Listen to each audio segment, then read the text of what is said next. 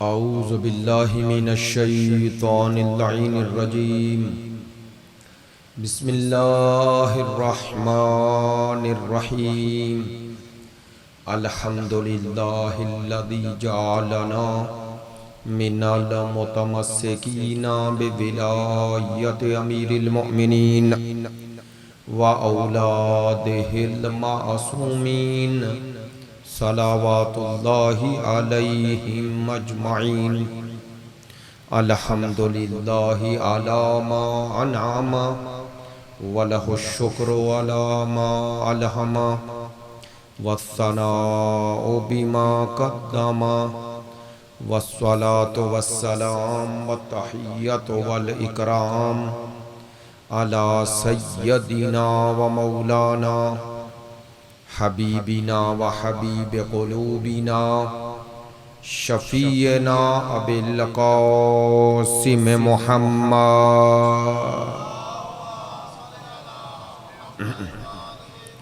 و آلہ الاطیبین الاطہرین الاجمدین الامجدین الذین اذہب اللہ عنہم الرجس وطہرہم تطہیرا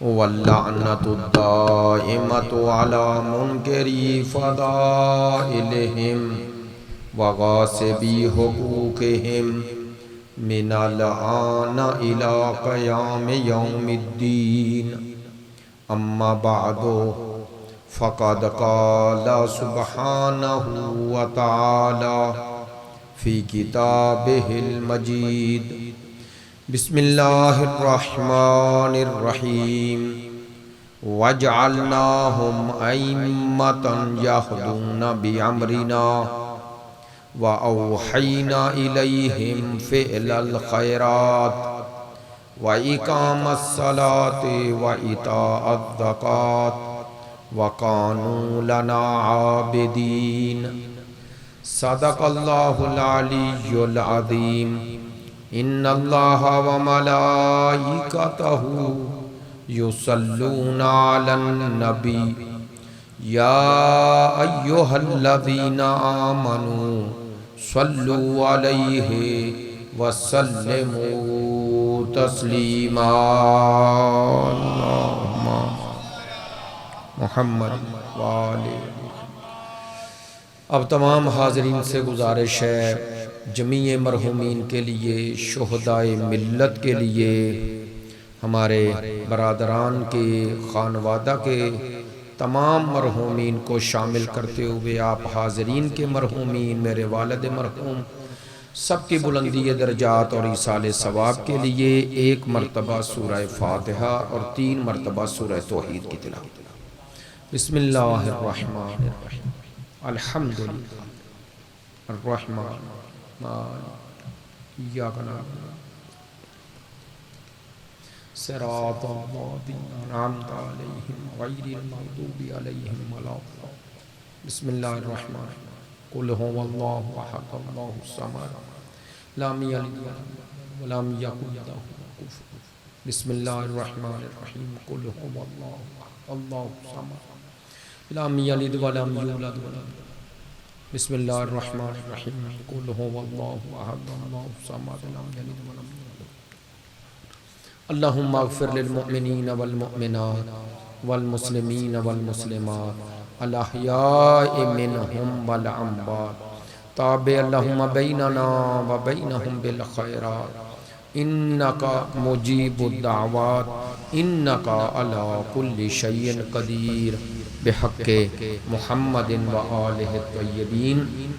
آپ تمام حاضرین کی صحت و سلامتی کے لیے، مقامات مقدسہ کی حفاظت کے لیے، مجاہدین اسلام اور مدافعین حرم اہل بیت کی کامیابی اور کامرانی کے لیے، دشمنان دین یزیدیت، ناصبیت، خارجیت کی نیستی اور نابودی کے لیے، تعجیل ظہور امام زمان کے لیے، ہمارے ملک کے استحکام کے لیے، مریضوں کی شفا یابی کے لیے، آپ کی ان مجالس میں شرکت کی قبولیت کے لیے علماء کرام، مراجع عظام، عزاداران سید الشہداء، ماتمداران مظلوم کربلا، محبین اہل بیت کی توفیقات خیر میں اضافے کے لیے ان تمام دعاؤں میں آپ کی دعائیں شامل کرتے ہوئے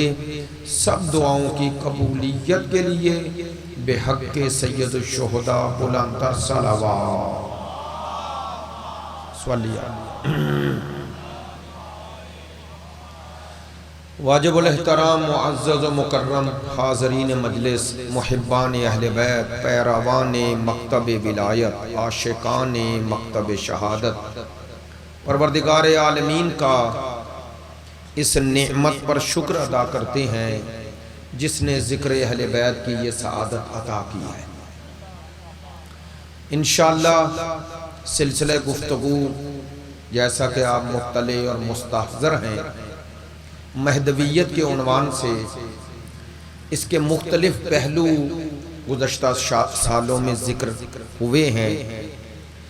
اسی موضوع کے حوالے سے وہ چیزیں جو اس موضوع سے مربوط ہیں انشاءاللہ وہ عرض کروں گا، اور اس موضوع کے حوالے سے سلسلہ گفتگو کو آگے بڑھائیں گے۔ یعنی کلی طور پر مہدویت پہ گفتگو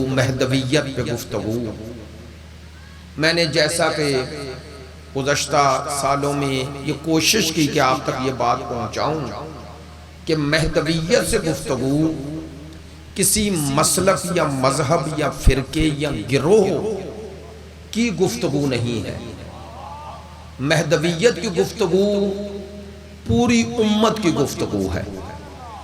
یعنی یوں کہوں، مہدویت کا تعلق کسی مسلک سے نہیں، کسی خاص مکتب سے نہیں، کسی خاص فرقے سے نہیں، بلکہ مہدویت کا تعلق دین سے ہے، اصل دین سے۔ مثلا جو مثال دے سکتا ہوں اس حوالے سے، دین اور مذہب کے بعض اوقات عقائد جو ہوتے ہیں، بعض کی تقسیم دین کے عنوان سے ہوتی ہے، بعض کی مذہب کے عنوان سے ہوتی ہے۔ اس کی سادہ مثال ایسے ہے، اگر ایک بندہ مسلمان ہونا چاہتا ہے، دائرہ اسلام میں آنا چاہتا ہے، تو اسے سب سے پہلے جس چیز کا اقرار ہے وہ ہے توحید، ہے یا نہیں؟ مثلا وہ لا الہ الا اللہ محمد رسول اللہ اتنا کہہ دے تو دائرہ اسلام میں آ جاتا ہے، ایسا ہے یا نہیں؟ یہ صرف اہل سنت کے ہاں ہے یا اہل تشیع کے ہاں بھی ایسا ہی ہے؟ ہمارے ہاں بھی ایسا ہے۔ یہ ہے دین، یعنی کسی نے اسلام میں آنا ہے، چونکہ اسلام میں آنے کے بعد طے ہوگا کہ وہ کس مکتب سے اسلام کو اپناتا ہے۔ یعنی پہلا مرحلہ تو یہ ہے کہ اسلام میں آئے، دوسرا مرحلہ یہ ہے کہ مثال دے رہا ہوں کہ اس نے نماز پڑھنی ہے، روزہ رکھنا ہے، حج کرنا ہے، زکوٰۃ، یہ احکام دین پہ عمل کرنا ہے۔ یہ اسلام میں آنے کے بعد اگلا مرحلہ ہے کہ وہ آل محمد کے مکتب کے مطابق عمل کرتا ہے یا دوسروں کے۔ دیکھیں ایک اور جملہ کہوں، اسلام میں آنا اور اسلام میں داخل ہو جانا یہ دلیل نہیں ہے کہ اس کی نجات حتماً ہوگی۔ کلمے کا فائدہ صرف اتنا ہے کہ کلمہ پڑھ کے اس پہ حکم اسلام آ گیا، لیکن آیا وہ جنتی بھی بن گیا؟ اس کا فیصلہ تب ہوگا جب وہ کلمہ پڑھ کے اس پہ قائم رہے اور اسے جو کلمہ پڑھا ہے اس کے جو تقاضے ہیں وہ پورے کرے۔ البتہ اتنا فائدہ ہے کہ جیسے ہی کلمہ پڑھا اب اس کی جان، مال، عزت، ناموس، اس کو نقصان پہنچانا حرام ہوگا۔ وہ بعنوان مسلمان مسلمانوں کا ایک فرد بن گیا، فرد۔ اب اگلا فیصلہ اس کی نجات کا وہ عقائد کی اگلی منزل ہے، جسے آپ ایمان کہتے ہیں۔ اسلام ہے اقرار کرنا، اور ایمان ہے جو اقرار کیا ہے اس کو اپنے قلب میں، اپنے اعضاء میں جگہ دے کر اس پر عمل کرنا۔ یعنی جو توحید کا تقاضا ہے، جو نبوت کا تقاضا ہے، توجہ رہے، اس پر عمل کرنا۔ چلیں بات مثال سے آپ نے تائید فرمائی کہ توحید اور رسالت کا اقرار ہر مسلمان کے لیے ضروری ہے یا نہیں؟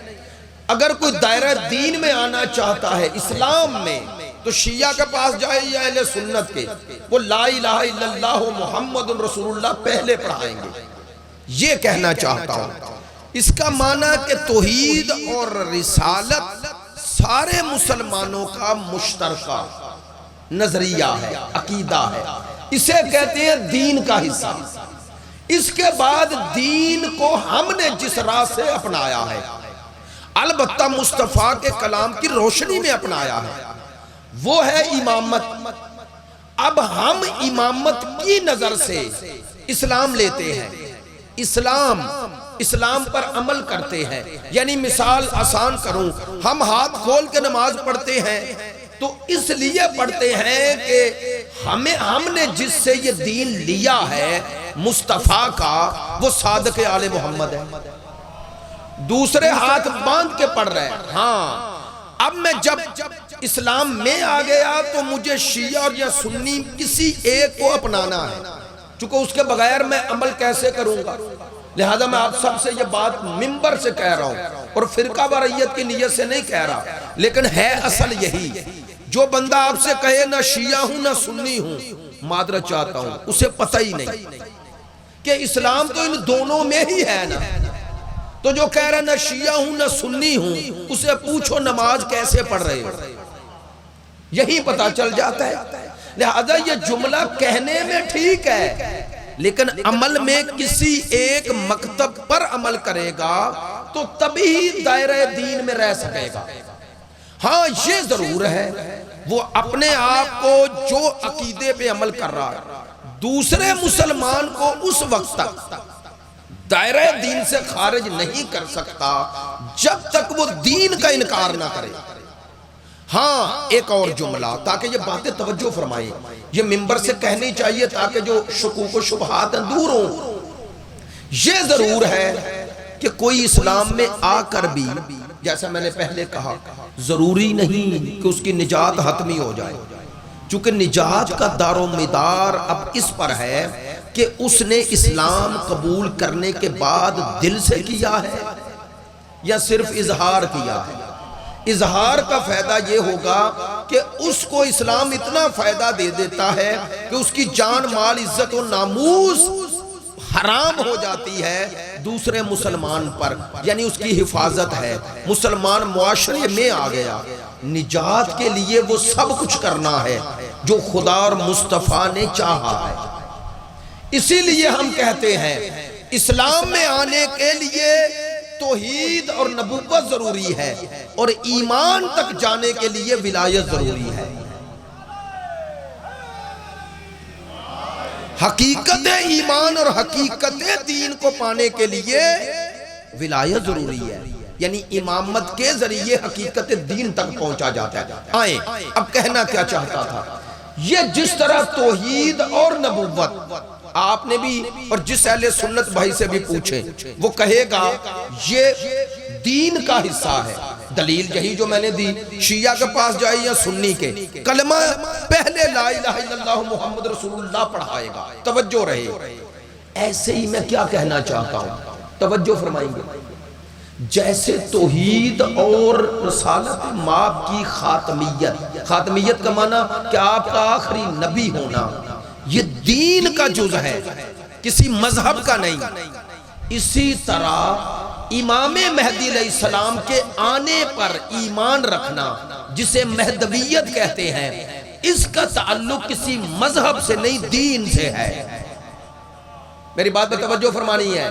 میں نے ان 5 مجالس میں انشاءاللہ اہل سنت اور اہل تشیع دونوں کتابیں دکھا کے آپ کو، یہ علماء اہل سنت کے جو انہوں نے حدیث پیغمبر کی روشنی میں حدیث پیغمبر فتویٰ نہیں دیا، انہوں نے سرکار کا حکم بیان کیا ہے کہ جیسے توجہ فرمائیں کہ جیسے سرکار کا آخری نبی ہونا یہ دلیل اسلام ہے، ویسے آخر میں امام مہدی علیہ السلام کے آنے پر ایمان رکھنا یہ دلیل اسلام ہے، یہ دلیل مسلمان ہے، یعنی مہدویت کا تعلق ہے دین سے۔ پہلا تو یہ ہے مرحلہ کہ آپ امام مہدی علیہ السلام کے حوالے سے جب بات کرتے ہیں اور امام زمان کے حوالے سے جو یہاں پر عرض ہوتا ہے، توجہ فرمائیں گے، اس کا معنی یہ نہیں کہ یہ کسی فرقے کسی گروہ کے عقیدے سے بات ہو رہی ہے۔ البتہ یہ ضرور ہے، اب میرے ساتھ رہنا، یہ ضرور ہے جیسے امام زمان پر عقیدہ مہدویت پر آپ کے پاس دلائل اور حقائق ہیں، دنیا کے پاس ایسے نہیں۔ دوسرے عقیدہ رکھتے ہیں لیکن انہیں عقیدے کی وضاحت نہیں آتی، ان سے جب اس کی وضاحت پوچھی جاتی ہے تو نہیں پتا۔ کیوں نہیں پتا؟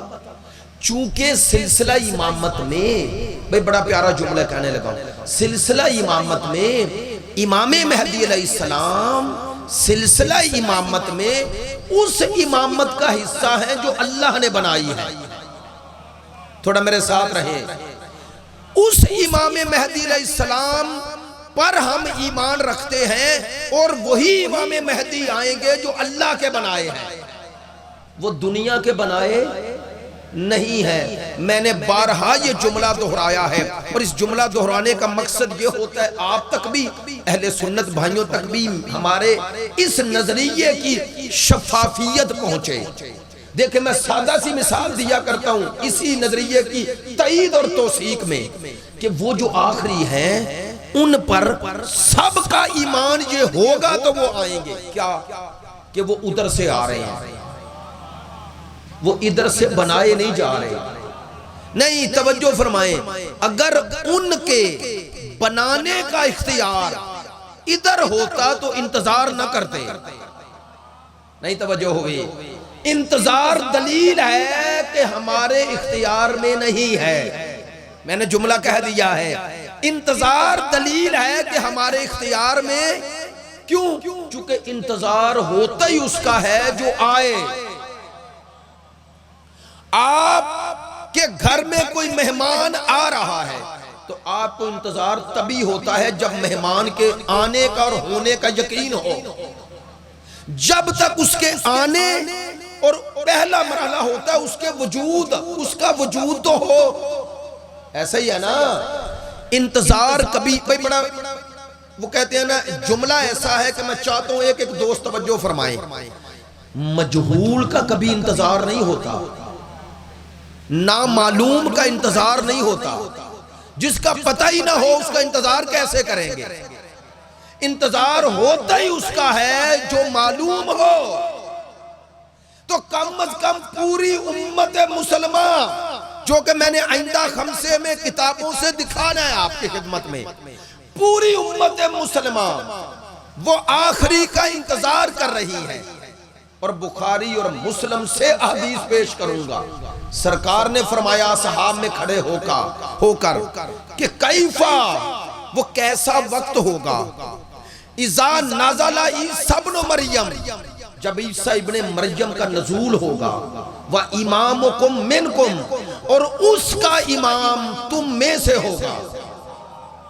بخاری کی حدیث ہے، بخاری شریف کی، تو اس کا معنی اتنا قطعی عقیدہ تھا، یہ اتنا واضح، اتنا یقینی کہ سرکار نے 1400 سال پہلے، آج سے 1444 سال پہلے، پونے 1500 سال پہلے اس عقیدے کی نشاندہی کر دی۔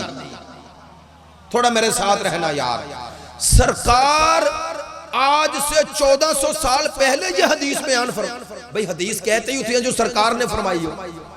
شیعہ میں البتہ حدیث کا تسلسل ہے، جو 14 معصوم کہیں وہ حدیث ہے، چونکہ یہ دیکھنے میں 14 ہیں، حقیقت میں ایک ہے۔ اور یہ جو باقی ہیں یہ سرکار کے وجود کا ہی تسلسل ہے، سرکار کے وجود کا تسلسل ہے۔ آپ کو یاد تو ہوگا میں نے پورا خمسہ یہاں حدیث ثقلین پہ پڑھا تھا یا نہیں، کہ سرکار نے کتنی چیزیں چھوڑی ہیں امت میں؟ دو، ایک قرآن اور دوسری اہل بیت۔ تو اہل بیت کو قرآن کے ساتھ چھوڑا نا، تو جو مقصد قرآن چھوڑنے کا تھا وہی مقصد اہل بیت چھوڑنے کا تھا۔ جو کام قرآن سے اللہ نے لینا ہے وہی کام ان سے بھی لینا ہے جنہیں قرآن کے برابر چھوڑا ہے، جنہیں قرآن جیسا بنا کے چھوڑا ہے۔ اس لیے کہہ رہا ہوں ہمارے ہاں حدیث کا معنی 14 کا کلام ہے۔ کیوں؟ چونکہ اگر قرآن کی آیت امت پر قیامت تک کے لیے حجت ہے تو جنہیں قرآن کے ساتھ چھوڑا ان کا کلام بھی حجت ہے، ان کا کلام بھی دلیل ہے۔ چلے یہ ایک الگ موضوع ہے جو اس وقت تمہیدی گفتگو میں، تاکہ ہمارا سلسلہ گفتگو آگے بڑھتا رہے، ابھی تک سلسلہ گفتگو میں یہ عرض کر رہا تھا کہ مہدویت کا تعلق دین سے ہے۔ مہدویت یعنی بار بار وضاحت کر رہا ہوں، باقی سب دوست پڑھے لکھے ہیں، جملہ پیچیدہ نہیں، یعنی آخری زمانے میں ایک ہستی کا جو اس نام نامی سے ظہور کرے گی۔ ظہور، میں لفظ ظہور کہہ رہا ہوں، مت سمجھنا کہ یہ صرف شیعوں کا عقیدہ ہے، بھئی اہل سنت کے نزدیک بھی وہ ظہور کریں گے۔ نہیں، آپ نے توجہ فرمائی۔ ظہور کے دو معنی ہوتے ہیں، ایک جو خفا میں ہے یعنی ہم سے پوشیدہ ہے، ایک یہ ہوتا ہے جو ہم سے پوشیدہ ہے ظاہر ہو جائے، اسے کہتے ہیں ظہور۔ دوسرا اس کا معنی جس کو غلبہ دے دیا جائے، تو غلبے سے چونکہ چیز ظاہر ہو جاتی ہے۔ مثلا اندھیرا ہے نا، سورج طلوع ہوگا تو دو کام کرے گا، ایک تو جو سورج ہماری آنکھوں سے اوجھل ہو گیا صبح ہوتے ہی سامنے آ جائے گا، دوسرا اس اندھیرے پہ غالب آ جائے گا۔ اسی لیے آپ کہتے ہیں طلوع یعنی ظہور آفتاب۔ طلوع طلع کا معنی یہ ہے کہ جو خفا میں ہو ظاہر ہو جائے۔ میری بات کا توجہ فرمانا، اب روایتی باتیں نہیں کرنا، اس لیے کہ آپ سے اتنے سال گفتگو کرتے ہوئے ہوگے، اب آپ نے بھی اپنا سننے کا معیار بڑھانا ہے اور میں نے بھی اپنی گفتگو کی جہت علمی تر کرنی ہے، تاکہ ہم اس خمسے میں وہ کہہ سکیں جو کہنا چاہتے ہیں، اور آپ نے میرے ساتھ چلنا ہے۔ توجہ ہے نا؟ آپ اتنا دور بیٹھے ہیں، اگر زحمت نہ ہو، اگر زحمت نہ ہو، میں پابندی نہیں لگا رہا، صلوات پڑھتے تھوڑا آگے آ جائیں، میرے قریب آئیں تاکہ بات پہنچے، اٹھ کے آ جائیں، اٹھ کے آنے میں آسانی ہوگی، صلوات پڑھتے آئیں، صلوات پڑھتے آئیں۔ بہت شکریہ، سلامت رہیں، پروردگار آپ سب کو اپنے حفظ و امان میں رکھے۔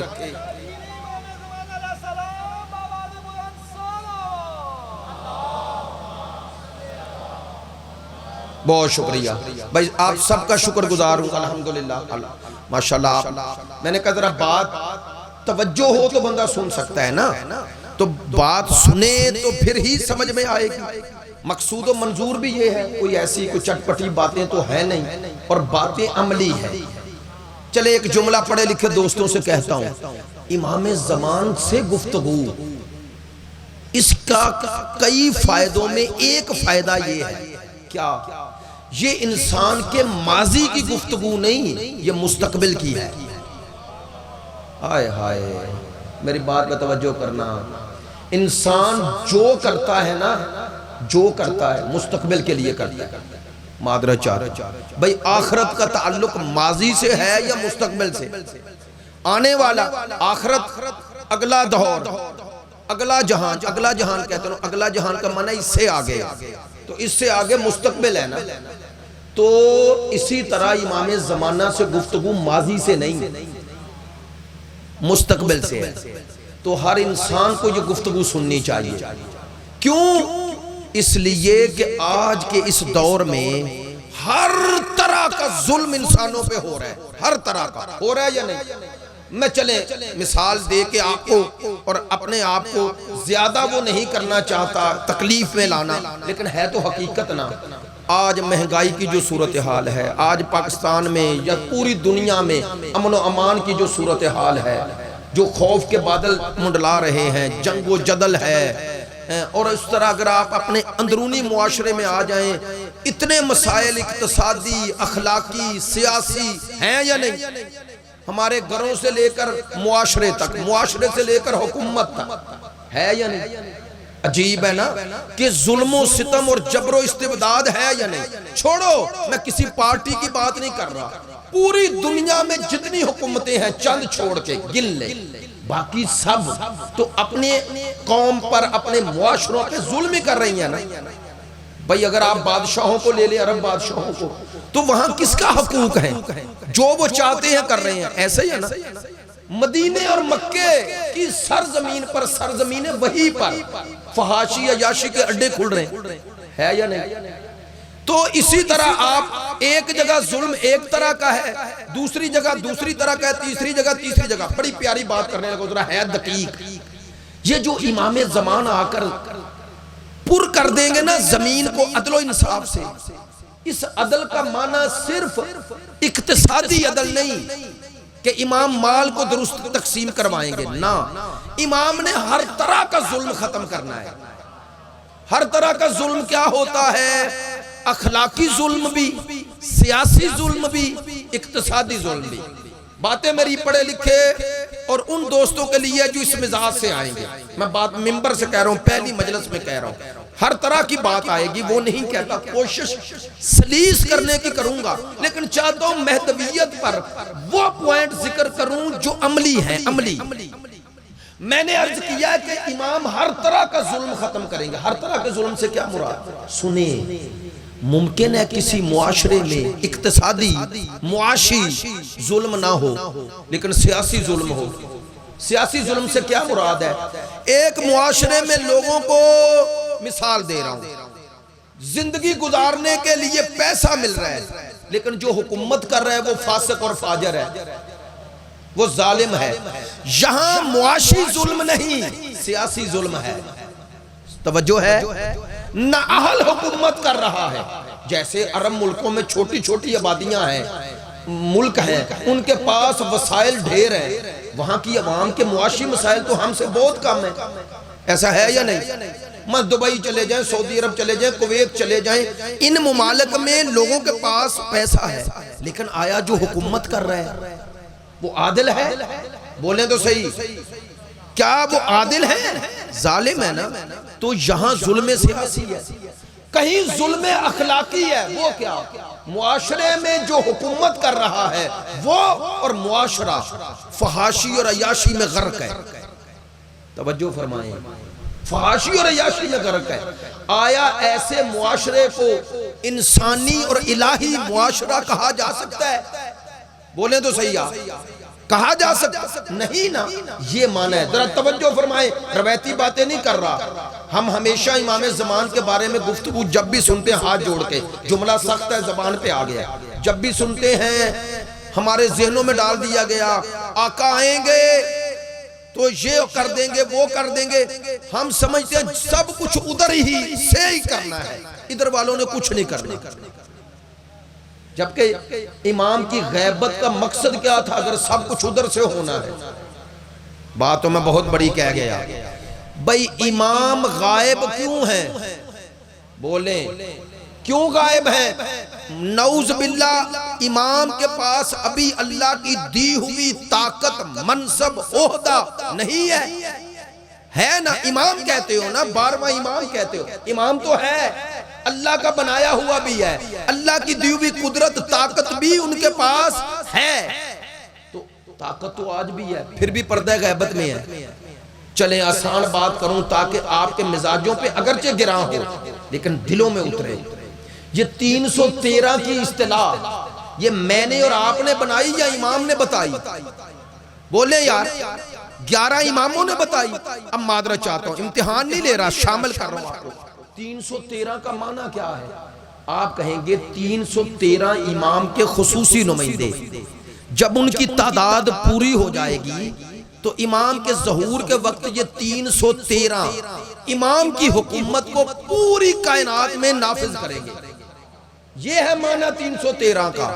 وہ 313 یعنی کردار کی، علم کی، بصیرت کی، شعور کی اس بلندی پہ فائز ہوں گے کہ امام کے مقاصد کو، امام کے منشور کو آسان لفظوں میں، امام جیسے اللہ کی حکومت پوری کائنات میں نافذ کرنا چاہتے ہیں، ان 313 میں وہ صلاحیت، اہلیت، ٹیلنٹ ہوگا کہ جیسے امام چاہیں گے ویسے نافذ کریں گے.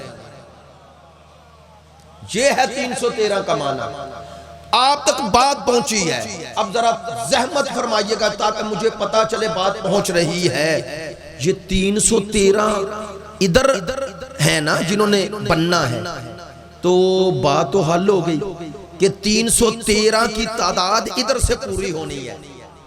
امام کی غیبت کا سبب، لو بھی جملہ کہہ رہا ہوں پہلی مجلس میں، امام کی غیبت کا سبب ادھر نہیں ادھر ہے.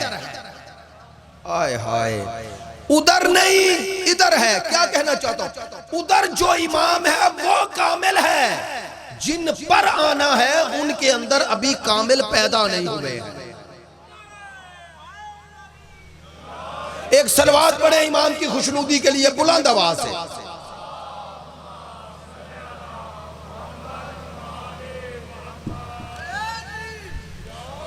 توجہ ہے میری بات؟ متوجہ ہے انشاءاللہ. چلیں بات کا روح جس طرح میں نے پہلی مجلس میں الحمدللہ آپ کے سامنے ایک پیرامیٹر رکھا، اس کو آگے لے کے چلنا ہے. پہلا مرحلہ مہدویت کا تعلق دین سے ہے، فرقے سے نہیں. لیکن ساتھ ہی یہ اعلان کرتے ہیں دنیا کو مہدویت کی شناخت ہم کروا سکتے ہیں. نہیں توجہ ہوگی. کیوں؟ چونکہ جس مہدی کی خبر علیہ السلام کی خبر شیعہ سنی کتابوں میں ہے، اس کا مصداق آج اگر ہے تو آل محمد کے ماننے والوں کے پاس ہے. میں ایسے نہیں بات کر رہا، تعصب سے نہیں کر رہا، حقیقتاً کر رہا ہوں. یاد رکھیے میں نے جملہ درمیان میں کہا، یہ بات آگئی تو عرض کر دی، جملہ دوبارہ دہراتا ہوں. وہ جس کا انتظار کر رہے ہیں سارے، وہ آ رہا ہے نا، تو بنایا تو نہیں جا رہا. تو جملہ کہا تھا انتظار ہوتا ہی اس کا ہے جو ہو، تو پوری امت کا انتظار کرنا دلیل ہے کہ وہ ہے. پھر میں نے دوسرا جملہ کہا تھا شیعہ سنی ان کے ظہور کا انتظار کر رہے ہیں. دلیل دیتا ہوں، عام فہم دلیل دیتا ہوں. یہ بزرگ دوست بھائی جو تشریف فرما ہے شیعہ سنی، عام دلیل دیتا ہوں. اہل سنت کی کتب میں بھی یہی لکھا ہے نا، امام جب ظہور کریں گے تو ان کی عمر 40 سال ہوگی. اہل سنت نے بھی یہی لکھا ہے کہ سرکار کی عمر کے برابر ہوگی، کتابوں میں موجود ہے. یار توجہ فرمانا. تو امام مہدی علیہ السلام اہل سنت کے ہاں بھی جب امامت کا اعلان کریں گے تو 40 سال کے ہوں گے. تو بولیں وہ جو 40 سال کے بعد اعلان امامت کریں گے وہ 30 سال کہاں رہیں گے؟ بولیں تو صحیح. ماشاءاللہ بھائی فرما رہے ہیں امت میں یہیں رہیں گے نا. تو اس کا معنی وہ ہیں جب 40 سال بعد امامت کا اعلان کریں گے، اس کا معنی رہیں گے امت میں. امت کو پتہ نہیں ہوگا کہ یہ امام مہدی ہیں. اب یہ بھی بتاؤ انہیں بھی پتہ نہیں ہوگا. انہیں کوئی اچانک، معذرت چاہتا ہوں جملہ غیر اخلاقی، اچانک کوئی خبر آئے گی کہ تو مہدی ہے. جو اچانک بنے وہ مہدی نہیں ہوتا. میری بات پہ تو کیوں؟ چونکہ اگر وہ اچانک بننے والی شخصیت ہوتی تو 1400 سال پہلے مصطفیٰ اس کی خبر کیوں دیتے؟ آئے ہائے، بڑی مہربانی، جزاک اللہ. یار جس محبت سے، جس جذبے سے جو پہلو میں آپ کے سامنے لا رہا ہوں، میں چاہتا ہوں آپ کی توجہ بھی ویسی رہے تاکہ مجھے یہ نہ ہو کہ آپ حق تلفی کر رہے ہیں. معذرت چاہتا ہوں، نہ میں ظلم کروں نہ آپ ظلم کریں. میرے ساتھ رہیں. میرا مقصود یہ نہیں ہوتا، آپ کو پتہ ہے، اب تو معلوم ہے، میرا مقصود کبھی نعرے ہوا ہی نہیں. میں نعرے کو مجلس کی کامیابی نہیں سمجھتا، میں مجلس سمجھنے کو کامیابی سمجھتا ہوں. اگر ایک بات بھی بھی کسی کے پاس نہیں آ جائے یا میری گفتگو سے اخذ کر کے اپنی اصلاح کر لے، عقیدے کی، عمل کی، فکر کی، میں کامیاب ہوں۔ یہ مقصود و منظور ہے۔ اس موضوع پتہ ہے مجھے کہ ایک مومنین میں پڑھنا تو اس میں تو مثلا میں ولایت موضوع رکھ لوں تو کیا مشکل ہے، مولا کائنات کے فضائل پڑھتا جاؤں، معذرت چاہتا ہوں۔ پہلے علی میں اور 12ویں علی میں کوئی فرق نہیں ہے، لیکن فرق یہ ہے کہ ہم آشنا نہیں ہیں، معذرت چاہتا ہوں۔ اور جس کی رعایا ہے، جس نے لو جملہ کہہ رہا ہوں، اس کا انتظار کر رہے ہو جس نے 11 کو منوا لیا ہے۔ ہواؤں میں جملہ نہیں کہہ رہا، فضاؤں میں نہیں کہہ رہا، اس کی وضاحت کر دوں گا۔ 12ویں نے 11 کو منوا لیا ہے، منوائے گا نہیں۔ ابھی جو دلیل دے رہا ہوں، یہ دلیل اسی لیے تو دے رہا ہوں آپ کی خدمت عالیہ میں کہ تمام مسلمان بھائی یہ مانتے ہیں کہ امام جب ظہور فرمائیں گے تو 40 سال عمر مبارک ہوگی، تو 40 سال کا معنی کہ وہ اس دن امام نہیں بنیں گے۔ ان کی خبر اسی لیے مصطفیٰ نے پہلے دے دی کہ وہ اچانک نہیں بنیں گے، وہ ہیں تو 30 سال امت میں رہیں گے، امت کو پتا نہیں ہوگا، اسی کا نام غیبت ہے۔ نہیں یار توجہ نہیں ہو رہی، اور بھئی غیبت چھپنے کا نام نہیں، غیبت اس کا نام ہے کہ اللہ نے طے کیا ہے کہ امت کو پتا نہ چلے کہ یہ امام ہے۔ لو سن لو، یہ بات اور واضح ہو جائے گی۔ ایک دفعہ شخص غائب ہو جاتا ہے، شخصیت حاضر رہتی ہے۔ ایک دفعہ شخصیت غائب ہو جاتی ہے، شخص سامنے رہتا ہے۔ دونوں کی مثال دیتا ہوں، آپ سب نے علامہ ہلی کا نام سنا ہے یا نہیں؟ ایک شیعہ علامہ ہلی، میں نے اس لیے ان کا نام لیا، اور بھی شیعہ علماء ہیں لیکن ان کا ذکر چونکہ زیادہ ہو جاتا ہے اس لیے۔ علامہ ہلی کا نام سنا، مکتب اہل بیت کا علم کا پہاڑ تھے، پہاڑ۔ یہ عراق میں آج جو شیعت نظر آ رہی ہے یہ علامہ ہلی کے وجود کا صدقہ ہے۔ ایران میں جو شیعت نظر آ رہی ہے یہ شیخ بہائی کے وجود کا صدقہ ہے۔ جو پہلا شیعت کی بنیاد رکھی شیخ صدوق رحمت اللہ علیہ، آپ کو یاد ہوگا میں نے شاہ رکن الدولہ کا واقعہ ذکر کیا ہو، اگر کیا ہو معذرت چاہتا ہوں۔ شاہ رکن الدولہ پہلا شخص تھا جسے بغداد میں ایک مناظرے میں 400 غیر شیعہ علماء کی موجودگی میں ایک دلیل سے شیخ صدوق نے شیعہ کر دیا، ایک دلیل سے۔ سناؤں آپ کو دلیل؟ اچھا جو سننا چاہتے ہیں مل کر نعرہ حیدری، بڑی مہربانی توجہ فرمائیں۔ شاہ رکن الدولہ کو کوئی مسئلہ پیش آیا، علماء سے پوچھا، مطمئن نہ ہوا، جواب سے مطمئن نہ ہوا۔ وزیر تھا محب اہل بیت، تقیے میں تھا شاہ رکن الدولہ کا۔ کہنے لگا بادشاہ کیوں پریشان ہو؟ شاہ رکن الدولہ سے کہا، کہنے لگا یہ مسئلہ درپیش ہے، کوئی جواب تسلی بخش نہیں ملا علماء سے۔ اس نے کہا ایک عالم ہے، میں نشاندہی کرتا ہوں، لیکن اسے سارے مسلمان تیرے علماء مانتے نہیں۔ اس نے کہا کون ہے؟ انہوں نے کہا علی ابن محمد بابوی جنہیں شیخ صدوق کہا جاتا۔ اچھا، اس نے کہا بلاؤ۔ ادھر علماء کو بلا لیا شاہ رکن الدولہ نے، ظاہر ہے اس وقت جس مذہب پہ اسی علماء کو بلا، ان کے سامنے نام لیا یہ علی ابن محمد بابوی جسے شیعہ شیخ صدوق کہتے ہیں، یہ کون ہے؟ سب نے کہا آپ کس کو بلا رہے ہیں؟ اس نے کہا ہے کیا؟ انہوں نے کہا ان کا تو مکتب مذہب بدعتی ہے، یعنی بدعت پر مبنی ہے، وہ رسول کے بعد بنے ہیں۔ بدعت کا معنی سمجھتے ہیں؟ رسول کے دور میں نہیں تھے، بدعتی مذہب ہے، پورے مذہب کو بدعتی کہا۔ کہتے ہیں شاہ رکن الدولہ تحقیقی انسان تھا، اس وقت ایسے تھے مزاج، اس نے کہا نہیں پھر بھی بلاؤں گا، یہ کرتا ہوں تم بھی آؤ وہ بھی آئے، میرے سامنے گفتگو کرو۔ وزیر نے پیغام بھیجا، شیخ صدوق رحمت اللہ علیہ آئے۔ کہتے ہیں جیسے ہی آئے ایک طرف اس نے ان کی کرسی لگائی، دوسری طرف تمام علماء بلا تشبیہ یوں آ کے بیٹھ گئے۔ سارے علماء یوں ہیں، شاہ رکن الدولہ یوں بیٹھا ہے، یہ مخاطب ہوئے شاہ رکن الدولہ کو، فرمائیں انہوں نے کہا میں اپنا سوال اب بعد میں کروں گا، یہاں اب یہ طے پہلے کریں، یہ علماء کہتے ہیں کہ آپ کا مذہب بدعت ہے، اسلام میں بدعتی مذہب ہے۔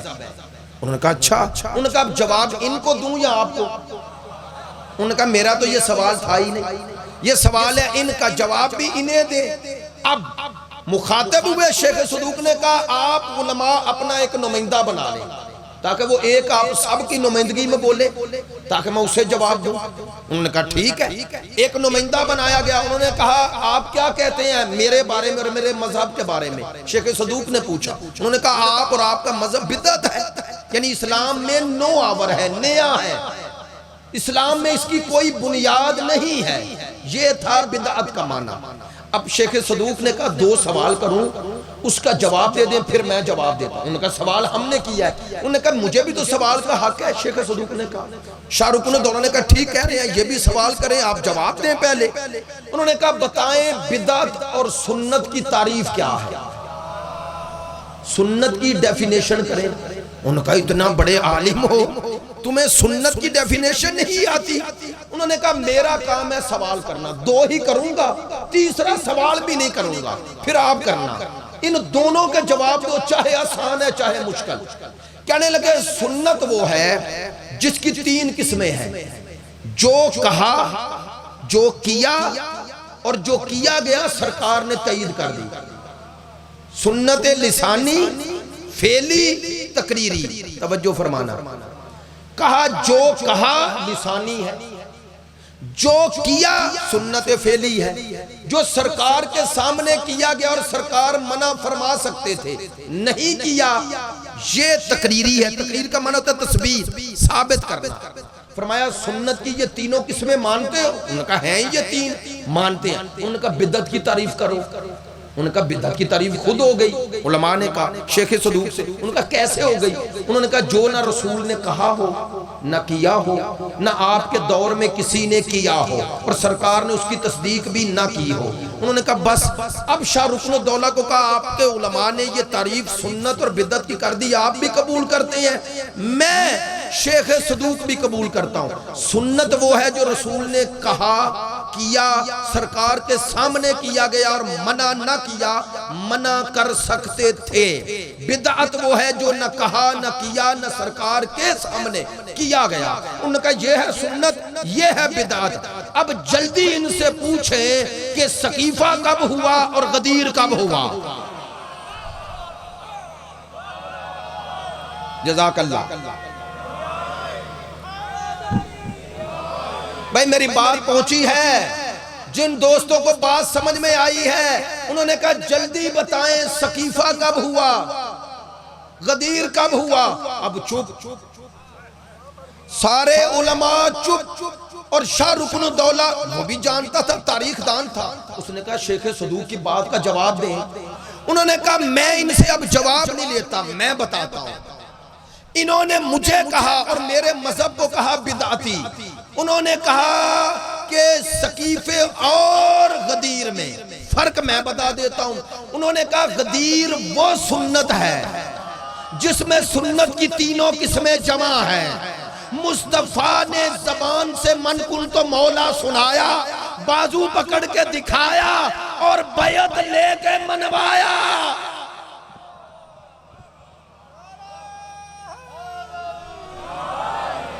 میری بات میں توجہ ہے؟ یہ ہیں علماء اعلام، یہ ہیں ہمارے علماء بزرگ۔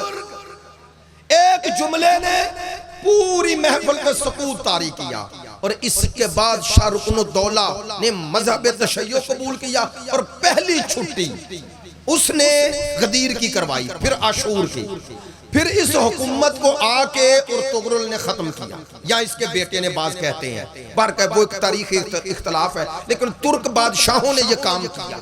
آپ جانتے ہیں نا دو حکومتیں تھیں، ایک فاطمیون کی جو مصر میں، اور ایک بغداد میں شاہ رکن الدولہ کی، دونوں مکتب اہل بیت، البتہ وہ شیش امامی تھے فاطمیون، ان کی حکومت ختم کی تھی جو مصر میں صلاح الدین ایوبی نے، اور ان کی تھی ارطغرل کے بیٹے نے یا پوتے نے. اب یہ الگ بات ہے، بعض کہتے ہیں نہیں خود اس نے کیا. برکہ جو بھی ہے تو سنت اور بدعت کی یہ تعریف، اور غدیر ایسی سنت ہے یا نہیں؟ سرکار زبان سے کہہ رہے تھے اور بازو پکڑ کے دکھا رہے تھے اور بیعت لے کے تائید کر رہے تھے. تو سنت قولی بھی ہے، سنت فعلی بھی ہے، سنت تقریری بھی ہے. عجیب ہے. اسی لیے تو ہم کہتے ہیں غدیر محافظ سنت ہے. چلیں یہ مثال کیوں دی تھی؟ شیخ صدوق کا ذکر آ گیا. اب میں صرف آخری جملے آج زحمت سمیٹتا ہوں، توجہ فرمائیں گے. میں نے عرض کیا تھا غیبت کا معنی چھپ جانا نہیں. غیبت بعض اوقات شخص غائب ہوتا ہے، شخصیت حاضر ہوتی ہے. بعض اوقات شخصیت غائب ہوتی ہے، شخص حاضر ہوتا ہے. دونوں کی مثال دیتا ہوں. کیسے؟ ابھی میں نے نام لیا علامہ ہلی، شیخ صدوق کا واقعہ نقل فرمایا، آپ سب آشنا ہو گئے. آپ اور میں شیخ صدوق اور شیخ علامہ ہلی کا نام سن لیا نا، ان کا علمی کارنامے بھی جانتے ہیں. اگر آج علامہ ہلی یہیں آ جائیں اور بتائیں نہیں کہ میں ہلی ہوں، میں صدوق ہوں، پتا چلے گا؟ تو آپ کو تو پتا تھا، یہ سامنے کھڑے. باتیں ہر بات ہر کسی کے لیے ہوتی بھی نہیں، مجھے بھی پتا ہے، لیکن توجہ فرمائیں، کانوں سے باتیں ٹکرا جائیں تو یاد رہ جاتی ہیں. توجہ فرمائیں، جب باتیں بندہ نہیں کر رہا ہو تو رسک لینا پڑتا ہے. جو بات بار بار فضائل میں بیان ہو جائے وہ لوگ عادی ہو جاتے ہیں، اس پر پہلے ہی انہیں پتا ہوتا ہے کہ نقطہ کہاں جا رہا ہے، اس لیے بول پڑتے ہیں. لیکن بات جب نہیں ہو تو سننا پڑتی ہے، اس لیے مجھے پتا ہے، اس رزق کا پتا ہے. توجہ فرمانا، شخصیت میں یہی فرق ہے. آپ کے پاس جو علامہ ہلی ہیں وہ شخصیت ہے، اور یہ جو سامنے آ گئے اور پتہ نہیں چل رہا، یہ شخص ہے. آئے ہائے، شخصیت ہمارے پاس ہے، شخص کا ہمیں پتہ نہیں. توجہ ہو گئی. مصطفیٰ سے لے کر 11ویں تک سب نے 12ویں کی خبر دی.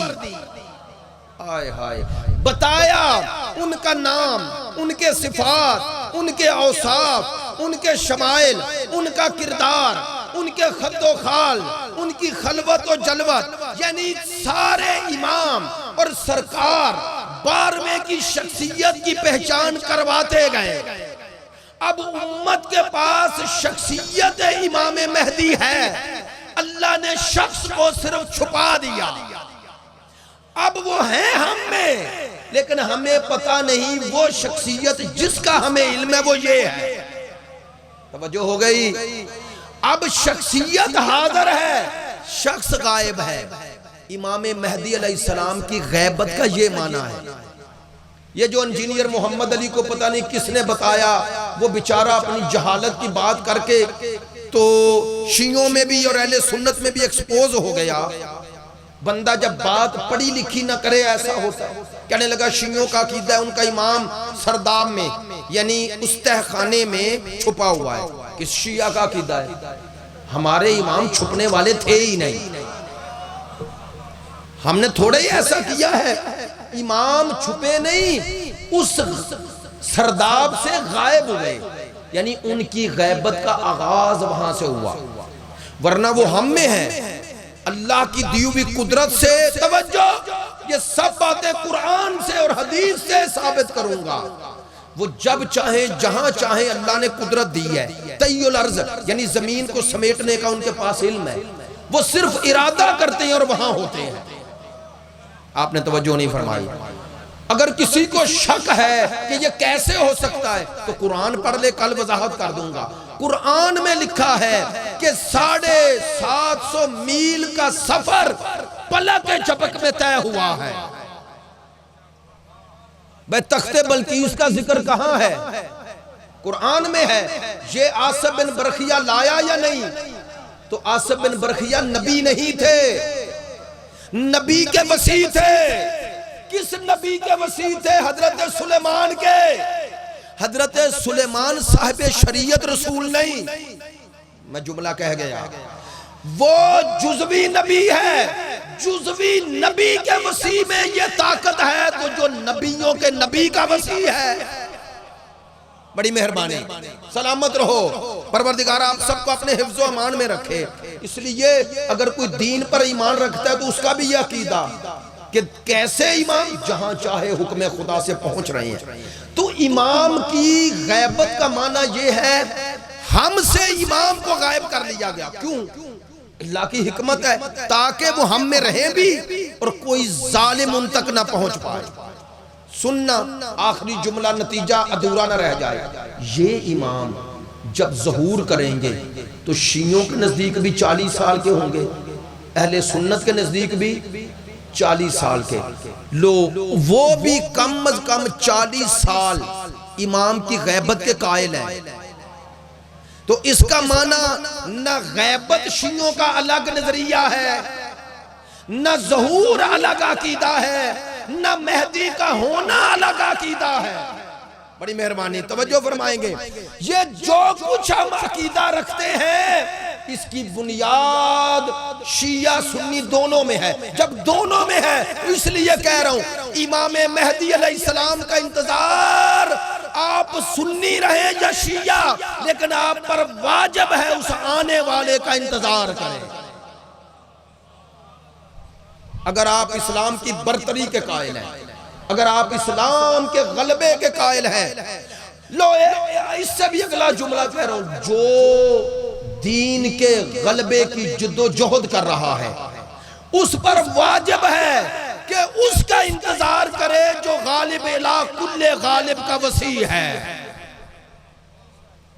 اسی لیے کہہ رہا ہوں دنیا کو نجات ملنی ہی تب ہے جب دنیا نے سقیفے سے منہ موڑ کر غدیر کی طرف آنا. یہ اللہ نے طے کیا ہے جس کا انتظار کر رہے ہو. انشاءاللہ کل سلسلہ گفتگو کو آگے بڑھاؤں گا. اہل سنت کتب سے جو میں لایا ہوں کچھ ان سے ثابت کریں گے پڑھ کے آپ کی خدمت عالیہ میں کہ علماء اہل تسنن پہلا امامت کے بارے میں کیا کہتے ہیں. جو امامت کے ہم قائل ہیں, جس کے ہم قائل ہیں کہ امام اللہ بناتا ہے. میں نے اس پہ پورا خمسہ پڑھا ہے. امام خدا بناتا ہے, لوگ نہیں بناتے. 11 پر آپ تھے, 12ویں پہ سب ہیں. نہیں میری بات میں جلدی میں کہہ گیا. اور 12ویں پہ سب ہیں. آپ کہیں گے کیسے ہیں؟ اگر نہیں ہیں تو بنا لیں. بھئی آپ مانتے ہیں نا کہ اللہ بنا رہا ہے, دوسرے کیوں مان رہے ہیں کہ آ رہا ہے؟ بنا لیں. تو سب کا بے بس ہونا دلیل ہے. جو 11 آپ منوا رہے تھے 12ویں نے آنے سے پہلے وہ منوا لیا ہے. ایسے تو منوا لیا ہے, منوائیں گے نہیں, منوا لیا ہے. البتہ کچھ زبانیں قال سے مان رہے ہیں, کچھ زبانیں حال سے. آسان کر دوں, کچھ اختیار سے مان رہے ہیں, کچھ مجبوری میں. مان سب رہے ہیں, مجبوراً بھی مانیں گے, مجبوراً بھی مانیں گے. آپ کہیں گے مجبوراً کیسے مانیں گے؟ کیا رسول کو سب نے اختیاراً مانا تھا, خوشی سے مانا تھا؟ نہیں میں طنز نہیں کر رہا. منافقین نے دل سے مانا تھا یا مجبوری میں؟ منافق مجبوری میں, دل سے تو مان ہی نہیں رہا. تو اگر وہاں مصطفیٰ کے وقت یہ ہو سکتا ہے تو وسیع مصطفیٰ بھی آنے سے پہلے پوری امت کو یہ موقع دے رہے ہیں. انشاءاللہ کوشش کریں گے اس خمسے میں, چونکہ لاہور ہے کسی گاؤں دیہات میں نہیں پڑھ رہا, یہ پہلو بھی ذکر کروں. اب جو جملہ کہہ رہا ہوں اس کی وضاحت آئے گی. امام زمان کا انتظار صرف شیعہ سنی کے لیے ضروری نہیں, ہر انسان کے لیے ضروری ہے. پیش کروں گا صلوات صلی علی محمد و آل محمد وعجل فرجہ. ہر انسان کے لیے ضروری ہے. انسان بعنوان انسان عدالت چاہتا ہے, انسان امن چاہتا ہے. وہ امن, وہ عدالت, وہ سکون وہ ملے گا ہی امام کے دور میں. لہذا امام کی ظہور کا ایک اسلامی پہلو ہے, پھر پڑھی لکھی بات ہے, ایک اسلامی پہلو ہے, ایک انسانی پہلو ہے. نہیں توجہ ہوگی. مہدویت سے گفتگو صرف اسلامی نہیں انسانی بھی ہے. ہر وہ انسان جو ظلم سے تنگ ہے وہ اپنی زبان حال سے کہہ رہا ہے کوئی آئے. یہ جو فطرت میں آواز ہے کوئی آئے. جو فطرت کا ترجمان بنے گا اسے ہی امام زمان کہتے ہیں. جو فطرت کا ترجمان بنے گا فطرت. لہذا خوش قسمت ہو. خدا کی قسم میں خوش آمدن جملے نہیں کہہ رہا. خوش قسمت ہو جس محفل میں امام کا ذکر ہو. وہ محفل معمولی محفل نہیں. میں جو بات کر رہا ہوں واللہ اپنے عقیدے کی بنیاد پہ کر رہا ہوں, عقیدت کی نہیں. 12ویں کا ذکر جس محفل میں ہو اس میں 11 آتے ہیں. کیوں؟ اس لیے کہ 12ویں کا انتظار صرف تمہیں نہیں 11 کو بھی ہے یا نہیں؟ بھائی بولے نہیں, بلکہ 14 معصومین میں 13 معصوموں کو جس کے آنے کا انتظار ہے وہ امام زمان ہے. تو کیسے ہو سکتا ہے کسی مجلس میں, کسی محفل میں, کسی نشست میں, کسی گھر میں اس آقا و مولا کا ذکر ہو اور 13 معصومین کی توجہ نہ ہو جائے؟ جانتے ہو امام زمان یہ باتیں واللہ منبر پہ خدا کا شکر ادا کرتے ہیں. اللہ نے یہ موقع دیا ہے. اور ہمارے زیدی برادران مجھے بڑی خوشی ہوئی. انہوں نے کہا قبلہ ہمارا مقصد لوگوں تک پیغام پہنچانا ہے اور وہ پیغام امام کے نام پہ پہنچنا چاہیے تاکہ کم از کم ہم اپنا حصہ اس حوالے سے ڈالیں. مجھے خوشی ہے کہ آپ اتنی تعداد میں جو تشریف لائے ہیں. میں معذرت چاہتا ہوں, میں اس لیے نہیں کہہ رہا, مجھے پرواہ نہیں ہے کوئی آئے مجمع ٹوٹ جائے رہے, مجھے پرواہ نہیں. لیکن کیوں کہہ رہا ہوں؟ اس لیے کہہ رہا ہوں یہ گفتگویں اس خمسہ مجالس میں اور ایسے ماحول میں ہو سکتی ہیں, پرسکون ماحول میں ہو سکتی ہیں. چاہتا ہوں آپ کو امام زمان کے حوالے سے جو کچھ میرا عقیدہ اور نظریہ ہے وہی آپ سب تک ائمہ کی روایات کی روشنی میں پہنچاؤں.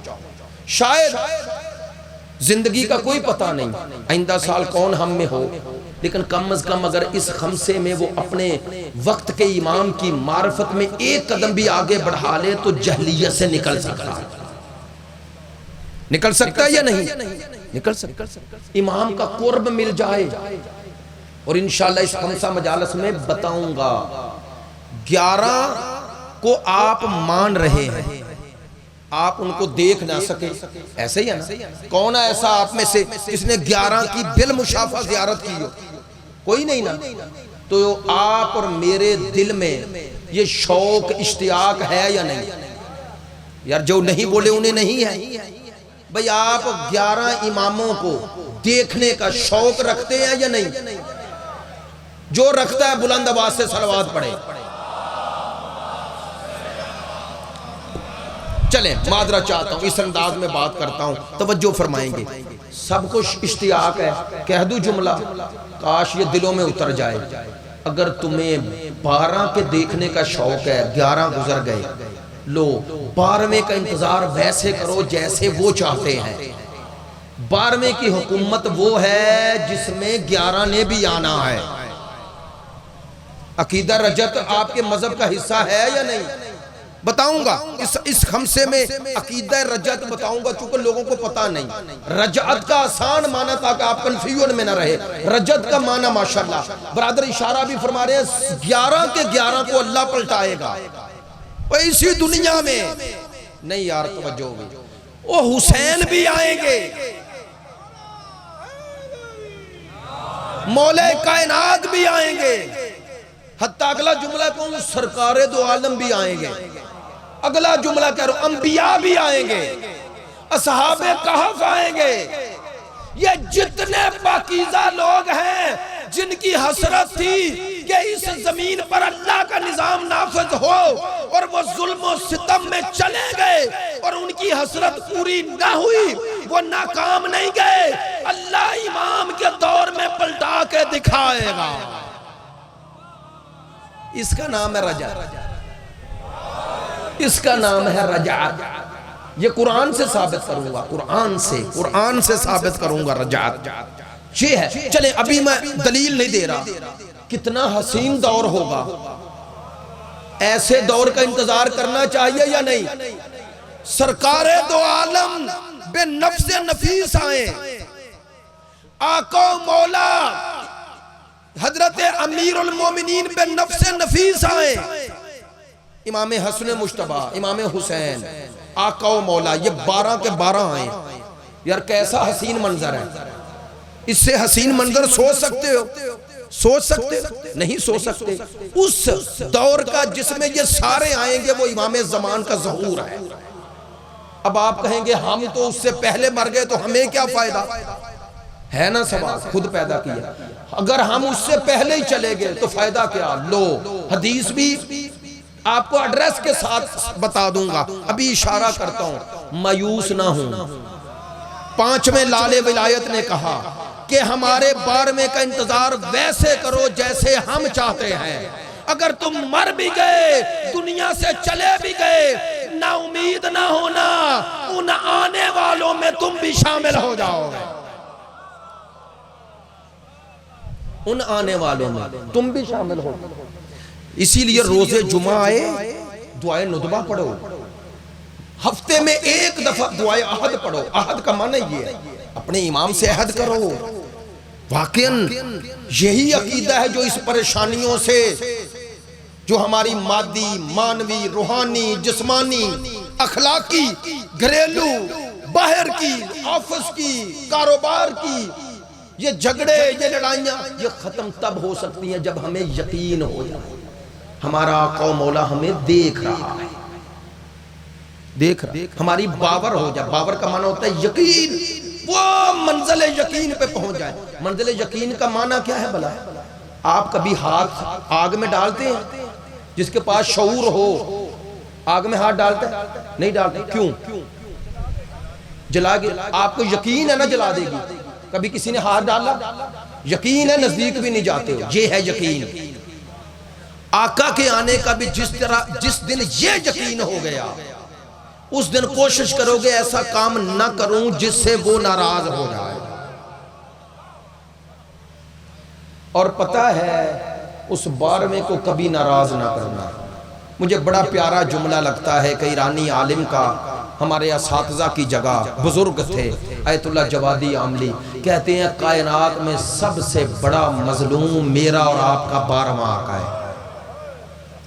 کسی نے پوچھا قبلہ کیسے؟ لو پہلا جملہ مصاحب کا کہہ رہا ہوں، اہل درد اہل دل، اور ماشاءاللہ جس معرفت اور محبت سے آپ نے سماعت فرمایا آپ کے چہروں کے تاثرات سے لگا۔ پہلا جملہ مصاحب کا کہہ رہا ہوں، 12واں سب سے بڑے مظلوم کیوں ہیں؟ ہم تو سنتے رہے حسین مظلوم ہے، سنیں گے ہم کربلا سنتے ہیں اور 12واں کربلا دیکھتا ہے۔ بہت بڑا جملہ تھا، معذرت چاہتا ہوں۔ میں اگر صرف یہ کہوں نا کہ اکبر سینے میں برچھی کا پھل کھا گئے، سینے میں نیزے کی انی اور زین سے زمین پر آئے، تو اکثر مومنین کی آنکھوں میں آنسو ہیں۔ میں نے صرف سنایا ہے تو آپ رونے لگے، سوچو جو دیکھ رہا ہے۔ میں اگر یہ کہوں نا کہ حسن مجتبیٰ کی لال کی لاش پہ گھوڑے دوڑ گئے تو آپ رونے لگے، سوچو جو دیکھتا ہے۔ نہیں، جملہ میں نے کہنا، میرے ساتھ رہنا۔ اگر میں کہوں اونو محمد گرے اور حسین اٹھا کے لائے اور سیدہ زینب نے نوحہ بھی نہ پڑھا، آپ رونے لگے۔ آپ سنتے ہیں اور 12واں دیکھتا ہے۔ اگلا جملہ کہوں، اگر میں یہ پڑھوں نا زینب کے پردوں کا محافظ، نہر فرات کے کنارے بازو کٹا کے دوڑتے گھوڑے سے سر کے بل گرا، میں پڑھ رہا ہوں اور آپ رو رہے ہیں، سوچو آپ مجھ جیسے گناہگار کی زبان سے سن کے رو رہے ہیں اور 12واں یہ منظر دیکھ رہا ہے۔ اب میں جو جملہ کہنا چاہتا ہوں وہ کیا ہے؟ زیارت ناہیہ کا یہ جملہ ہے۔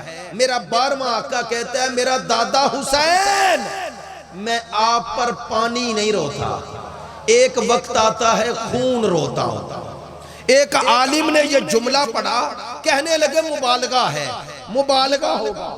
امام مصیبت کی جو بلندی ہے بیان کر رہے ہیں. پھر سوچا کیوں نہ امام کے حضور پہنچنے کی کوشش کروں. اہل علم تھے, اہل تقویٰ تھے. اس نیت سے 40 جمعرات مسجد کوفہ میں گئے, عمل کیا. امام چونکہ چاہتے تھے اس تک پیغام پہنچانا, ورنہ یہ ضروری نہیں کہ جو کرے امام پر واجب نہیں یا ضرور ملے. توجہ فرمانا, مرضی پھر بھی ادھر ہے. امام آئے, جیسے امام کے حضور پہنچا نا مسجد کوفہ میں, عالم نے ہاتھ جوڑے. امام نے فرمایا مجھے معلوم ہے, یہ پوچھنا چاہتا ہے نا وہ کون سا غم ہے جو مجھے خون رلاتا ہے. مولا میں آپ کے عزاداروں کو بتاؤں, آپ کے محبوں, آپ کے منتظرین کو بتاؤں. مولا مجھے بتائیں اکبر کا گرنا. فرمایا وہ بھی بڑا غم ہے لیکن اس پہ خون نہیں روتا. مولا قاسم کی پامالی, کہا وہ بھی بڑا غم ہے لیکن اس پہ خون نہیں روتا. سننا, کہا کمرے بنی ہاشم کا بن بازوؤں کے زین سے زمین پر آنا. فرمایا وہ بھی بڑا غم ہے, وہ خون نہیں رلاتا. مولا کون سا غم ہے جو آپ کو خون رلاتا ہے, سنیں گے. کہا جب میری دادی 70 قدم پہ کھڑی ہے, جب میری دادی 70 قدموں پہ کھڑی ہے اور قاتل کے ہاتھ میں خنجر ہے. میں جان بوجھ کر اس انداز میں پڑھ رہا ہوں حوصلے سے. عزیزو چہلم کے ایام ہیں, ذرا میرے ساتھ ہو جانا. عزا کے آخری دن چل رہے ہیں, تھوڑا سا توجہ فرمانا. فرمایا میرے 12ویں آقا نے 70 قدموں پہ دادی کھڑی ہے اور سامنے قاتل کے ہاتھ میں خنجر ہے. امام نے کہا مجھے خون وہ منظر رلاتا ہے جب قاتل نے خنجر زمین پہ رکھا اور 2 نجس کام اس نے ایسے کیے جو میں دیکھ کے خون روتا ہوں. مولا جلدی بتائیں, سنیں گے. علامہ مجلسی نے بھی یہ لکھا ہے. امام نے فرمایا ایک کام اس شمر نجس نے نجس ہاتھ سے کیا, ایک کام اپنے نجس قدموں سے کیا. مولا نے فرمایا نجس ہاتھ سے کیا کیا, ادھر ہاتھ اٹھایا اور 70 قدموں پہ بہن دیکھ رہی تھی. اس نے اپنا نجس ہاتھ اس رخسار. اب میں جو کچھ اس نے قدموں سے کیا روایت میں موجود ہے, میں واضح کبھی نہیں پڑھا کرتا, اشارہ ہی کیا کرتا ہوں. علامہ مجلسی لکھتے ہیں اس ملعون نے نجس ہاتھ سے حسین کے رخساروں پہ گستاخی کی. جانتے ہو نجس قدموں سے کیا کیا؟ وَوَضَعَ رِجْلَيْهِ عَلَى صَدْرِ الْحُسَيْنِ. اس نے اپنا نجس قدم ایک جگہ رکھا, علی کی بیٹی تڑپی, یہاں قدم نہ رکھ. اس جگہ کو کبھی رسول بوسے دیتا ہے.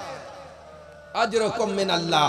بس آخری جملے آپ کی زحمت ختم کر رہا ہوں. آؤ امام کے حضور چلے, آقا و مولا کے حضور بھی چلے اور آقا و مولا کو ان کے دادا کا پرسہ دیں.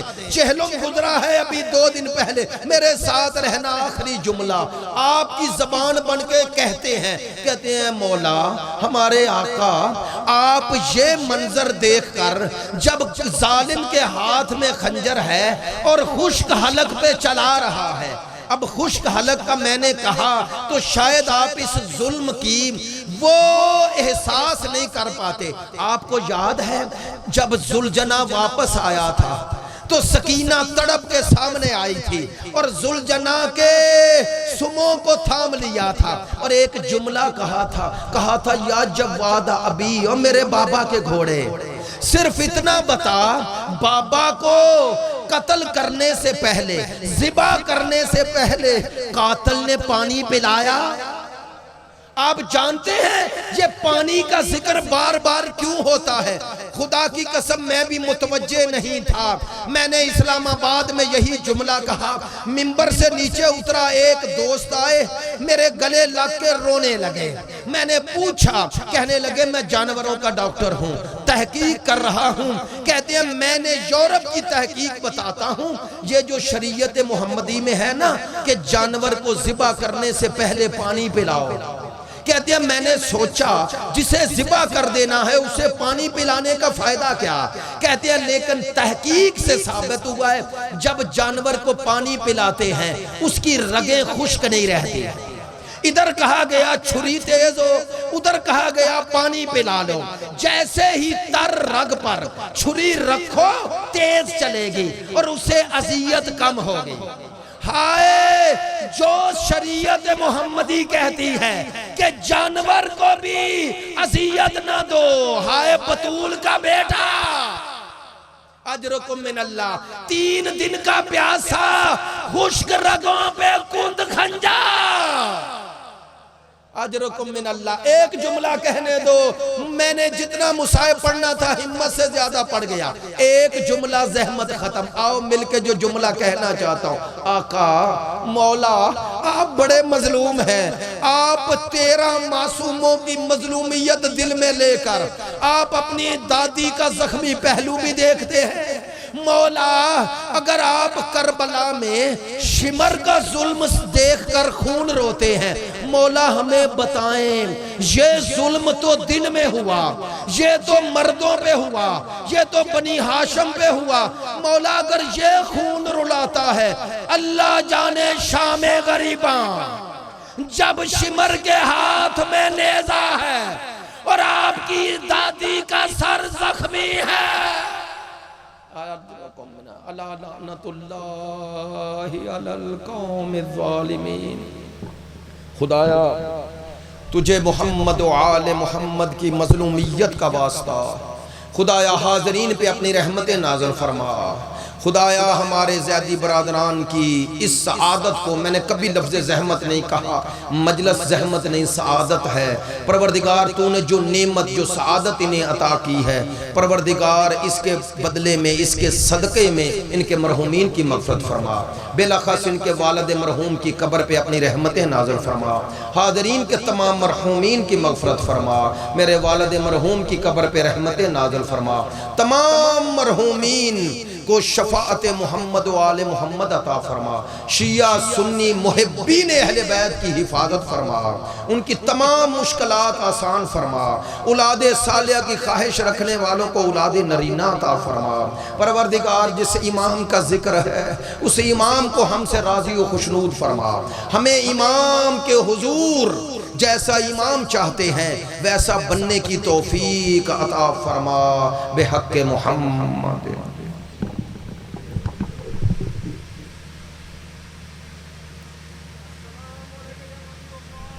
اس پہ پڑھ